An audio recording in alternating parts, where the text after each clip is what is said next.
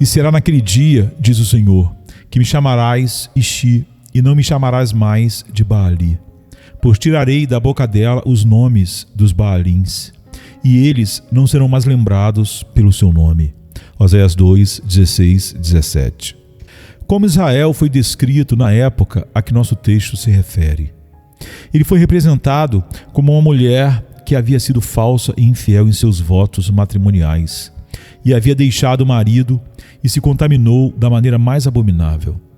Sendo grandemente inflamada com paixões malignas, ela se extraviara vezes sem conta, e então o Senhor Jeová, que era o verdadeiro marido espiritual de Israel, na abundância de seu amor, procurou trazê-la de volta para si.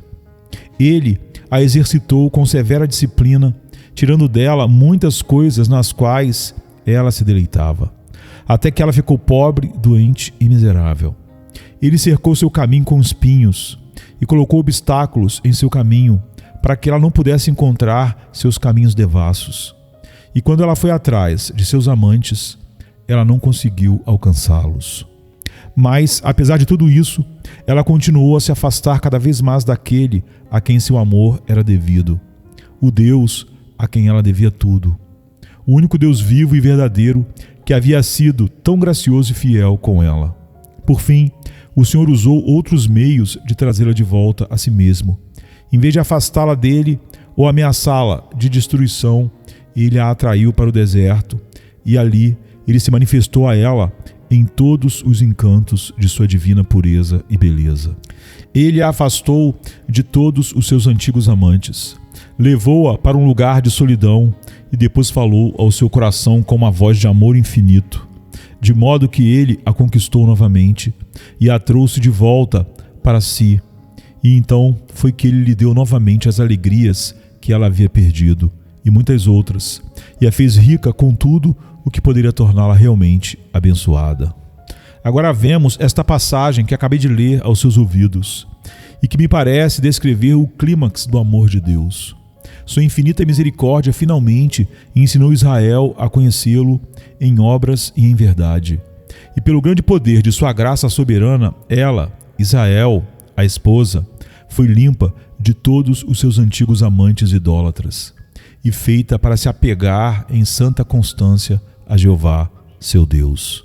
Eu quero falar com você sobre esse trabalho de amor no coração desses andarilhos que finalmente foram reconciliados com seu Deus. E minha esperança é que nossa meditação sobre o texto seja abençoada da mesma forma para muitos outros em todos os lugares que essa mensagem chegar, em que tempo for. Quando o homem está verdadeiramente certo com Deus, ele está certo em todos os lugares. Enquanto ele estiver errado com Deus, ele pode estar certo em todos os outros lugares ou outras coisas. Mas se ele não está certo no assunto mais importante de todos, tudo é inútil. Mas enquanto ele estiver certo com Deus, tudo será colocado na devida ordem, e tudo dará e estará certo, fora e dentro dele, em todos os aspectos. Aproximando-se do nosso texto, quero que você observe primeiro a conquista do amor. Naquele dia, diz o Senhor, você me chamará Ishi, isto é, meu marido. Em segundo lugar, falarei um pouco sobre o zelo do amor. Naquele dia, não me chamarás mais de Baali, que também era marido, de uma outra forma que veremos. Porque esse nome havia sido contaminado, e Deus não queria que seus servos usassem para ele um título que havia sido manchado com o pecado. Depois, em terceiro lugar, falarei da proximidade do amor, que é um ponto oculto no texto, mas que tentarei trazer à tona. E em quarto lugar, falarei sobre a vingança do amor, pois o verdadeiro amor nos levará a nos vingar daquele mal que trouxe tanta tristeza ao nosso coração. Eu tirarei os nomes dos Baalins de sua boca, e eles não serão mais lembrados pelo seu nome. Primeiro, então, vamos pensar um pouco sobre a conquista do amor. Naquele dia, diz o Senhor, você me chamará Ishi, isto é, meu marido. Eles não haviam chamado Deus por esse nome antes. Eles ficaram com temor e pavor do Altíssimo quanto a chamar Deus de seu esposo. Então eles nunca o fizeram, embora ele fosse verdadeiramente um esposo para eles. pois ele esbanjou sobre eles toda a bondade e ternura que o marido presta para sua amada esposa. No entanto, o povo de Deus nunca tinha dado a ele o amor que era devido em troca, e eles nunca ousaram chamá-lo por um nome tão doce e carinhoso como o de Ishi, meu marido. Mas o Senhor disse: naquele dia você me chamará de Ishi. A graça realmente nos conquistou quando conquistou nossos corações soberanamente, não antes disso. Quando nos rendemos e rendemos a Deus, não uma mera obediência externa, mas a afeição de nossos corações. Então tudo está conquistado em nós e tudo está bem. Observe, primeiro, queridos amigos, que essas pessoas foram tão verdadeiramente reconquistadas para Deus que tiveram um novo nome para Ele, um nome que nunca lhes ocorreu antes. Eles o chamaram de Deus, falaram com Ele como Jeová, ou como El, ou como Elohim, mas nunca pensaram em chamá-lo de Ishi. Mas agora eles o conhecem melhor, e aqui está um novo nome para aquele que é para eles praticamente um novo ser, uma nova pessoa. Infelizmente, ainda é assim no meio de muitos que são meros cristãos nominais. Muitos homens não conhecem o Senhor. Há uma profundidade de significado nessa expressão, e para multidões, Deus é totalmente desconhecido. Foi dito há muito tempo que é a mais alta sabedoria para um homem conhecer a si mesmo, mas eu nego isso.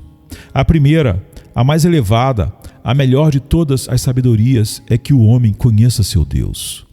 Quanto a si mesmo, ele é apenas uma partícula, um átomo, um nada. Mas se ele realmente alcança o conhecimento de Deus, ele se conhecerá da melhor maneira possível. Um sábio desses dias disse que o estudo adequado da humanidade é o homem. Mas não é assim. Seu estudo adequado é o Criador da humanidade, o Deus que nos fez a todos. Mas o homem, até que seja divinamente e soberanamente ensinado, não conhece a Deus. Ele não tem, por natureza, um nome para Deus. Ele toma emprestado um nome da Bíblia e o chama de Deus. Isto é, bom, mas ele não quer dizer realmente o que ele diz. Pois se ele pensasse que Deus é bom, ele o amaria. Mas como ele não ama Deus, ele não conhece a Deus no sentido mais elevado. Mas quando um homem chega a conhecer o Senhor, quando Deus, em toda a sua maravilhosa majestade, se aproxima do coração e abre os olhos do entendimento até que o homem veja seu Criador e clame: quão terrível é este lugar! Esta não é outra senão a casa de Deus, e esta é a porta do céu. Quando ele sente realmente que o Senhor está lá e ele sabe disso, então imediatamente ele usa um nome correto para Deus. Esse é um nome muito precioso que Cristo coloca em nossas bocas quando nos manda e dá autoridade para dizer a Deus: Pai nosso que estás nos céus. E há uma doçura maravilhosa quando sabemos que podemos chamá-lo de nosso marido. Não gosto de comparar os dois e dizer qual título deve ser preferido, se marido ou pai. Ambos são indescritivelmente doces quando são desfrutados ao máximo. Você vê então, querido amigo, que a graça ensinou a essas pessoas um novo nome para Deus.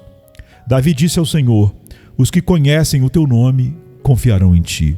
Em outro salmo, a resposta do Senhor é dada: porque ele me amou, eu o livrarei, nas alturas o levarei, porque conheceu o meu nome. Assim foi no dia de que fala nosso texto. Além disso, esse nome, Ishi, meu marido, é um nome de amor. Há um compromisso mútuo entre o verdadeiro marido e a esposa. Eles são o complemento um do outro. Assim é com Cristo e sua igreja. Mas ao ler sobre isso na Bíblia, muitas vezes me surpreende. Paulo escreveu aos Colossenses: aprove ao Pai que nele, isto é, no divino marido, Cristo Jesus, habitasse toda a plenitude. Então aos Efésios ele escreveu: e pôs todas as coisas debaixo dos seus pés, e sobre todas as coisas o deu por cabeça à igreja, que é o seu corpo, a plenitude daquele que cumpre tudo em todos. É uma maravilha que os santos sejam para Cristo uma plenitude, mas assim é. Ele deve ser para nós como marido, e nós devemos ser para ele como o amado objeto desse amor eterno, desejando retribuí-lo da melhor maneira possível, amando a Ele e somente a Ele, com todo o nosso coração, mente e alma e força. Que nome doce é esse para nosso divino Senhor, nosso marido? O que, a não ser a graça de Deus, poderia ter dado coragem ao desviado Israel, que só merecia a ira, para pronunciá-lo? O que, a não ser a graça soberana de Deus, poderia nos ensinar a saber e conhecer verdadeiramente que também podemos dizê-lo com verdade? No entanto, confie que muitos de nós dizemos de Deus em Cristo Jesus: Ele é nosso Ishi, nosso marido. Este nome, então, é um nome de amor, sugerindo o compromisso mútuo entre Cristo e seu povo. É também um nome de honra envolvendo obediência, porque o marido é a cabeça da mulher, assim como Cristo é a cabeça da igreja. Portanto, como a igreja está sujeita a Cristo, assim sejam as mulheres a seus próprios maridos. Na relação entre Cristo e seu povo, tudo está escrito em letras maiúsculas, pois verdadeiramente Ele é a cabeça do seu corpo, a igreja. Portanto, queridos amigos, cabe a nós que lhe pertencemos sermos obedientes a Cristo em tudo. Foi uma palavra sábia que a mãe de Jesus falou aos seus servos nas bodas de Caná: fazei tudo o que ele vos disser. E isso é exatamente o que devemos fazer em todas as circunstâncias. A vontade de Cristo é nossa lei, seu ensino é nossa doutrina. Ele mesmo chamamos de Senhor e fazemos bem, pois assim Ele é. Ele se tornou tudo para nós agora, assim como o verdadeiro marido é para a verdadeira esposa. É uma alegria para nós obedecer a Ele. Se nos vem uma ordem de Cristo, nossos pés têm asas, como o lendário Mercúrio. Se uma palavra vem de Cristo, nossa mente é cera para ser carimbada com ela, como com um selo, e desejamos nunca perder a impressão colocada ali. Se sabemos que Cristo deseja apenas uma coisa, será como os laços da lei para nós. Desejamos fazer, não ansiamos por fazer sua vontade e ter todo o pensamento levado cativo à lei, à vontade de Cristo. Tenho certeza, queridos amigos, é uma maravilha da graça quando podemos dizer isso, pois houve um tempo em que nunca nos importamos com Cristo. Há pouco tempo, alguns de nós não se importavam com quais eram suas leis ou vontade, ou quais eram seus ensinamentos. Ele não era nada para nós. Ele era desprezado e nós não o estimamos. Não havia beleza nele para nós. Mas agora, como é diferente. O menor acento que sai dos seus lábios tem um poder e uma majestade que não desejamos contradizer. Ele é nosso marido e nós somos sua esposa obediente. Marido, novamente, é um nome de confiança e expectativa. Uma esposa espera seu sustento e tudo o que ela precisa do marido. E ela também deve tê-lo necessariamente. O marido, como Cristo, não faz sua vontade caprichosamente. Nega a si mesmo, dá a vida e se sacrifica por sua amada. É parte do marido dar à esposa tudo o que puder para a sua necessidade e felicidade. Todas as nossas expectativas estão em Cristo. Algumas esposas trazem ou traziam um dote, muitas vezes muito valioso, para seus maridos. Mas não trouxemos a Cristo nada além de nós mesmos e nossas misérias. Às vezes, uma esposa não tem nada além do que ela mesma de pé diante do marido. Mas nós não tínhamos nem isso, pois não conseguíamos ficar de pé. Éramos como aquela criança que o Senhor descreveu pela pena de Ezequiel, lançada em campo aberto, negligenciada, suja, sem roupa, deixada lá para morrer. Mas quando nosso Senhor passou, foi o tempo do amor soberano, e Ele disse para nós: viva! Tínhamos que estar em dívida com Ele por toda a vida, e temos que estar em dívida com Ele por tudo desde então. Não tem dúvidas de que algumas esposas pensam que é bom ter de tudo que o marido tem para sacar tudo o que precisa ou precisará. Mas sei que é infinitamente glorioso ter a bolsa, a riqueza de Cristo para sacar tudo o que precisamos. De sua plenitude, todos nós recebemos graça sobre graça. E esperamos receber muito mais ainda. E às vezes cantamos sobre o que devemos ter aos poucos. E uma canção nova está na minha boca, para um conjunto de músicas muito amadas que aprenderei ainda. Glória a ti por toda a graça que ainda não provei. Sim, este nome de marido é um nome de confiança e expectativa. E no caso de Deus, como marido do seu povo, a confiança e a expectativa nunca são decepcionadas, como com os maridos neste mundo. Mas o melhor de tudo é que é um nome de união indissolúvel. Eu não podia confiar em mim mesmo para falar sobre este tema maravilhoso, pois até mesmo Paulo, quando escreveu sobre isso, disse: por isso deixará o homem pai e mãe e se unirá à sua mulher, e os dois serão uma só carne. Este é um grande mistério, acrescentou o apóstolo, mas falo a respeito de Cristo e da igreja.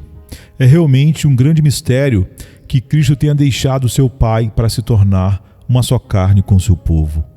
Pense nele aqui na terra, faminto, cansado, labutando e finalmente flagelado, crucificado, desfalecido e morrendo, porque ele tomou sobre si a nossa carne e se tornou um conosco.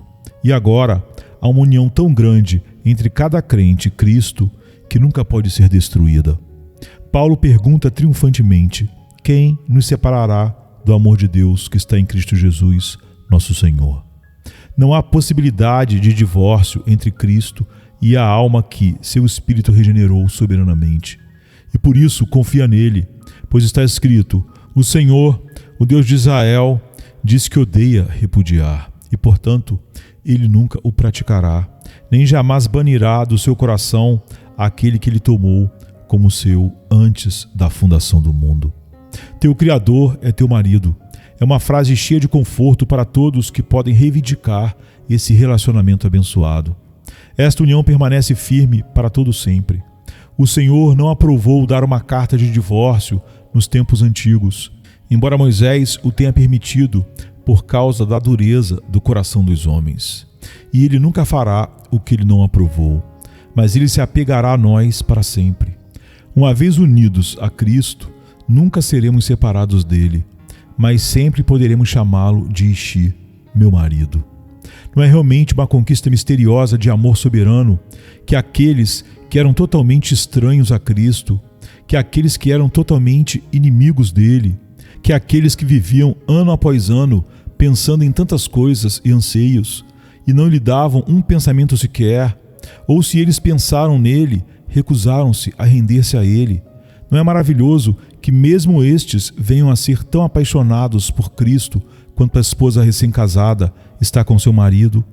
E que essas pessoas devem estar ligadas a Cristo de tal maneira que nunca possam ser separados dele, mundo sem fim, eternidade sem fim. Ó amado, acho que não disse nada além da verdade quando chamei isso de a grande conquista do amor.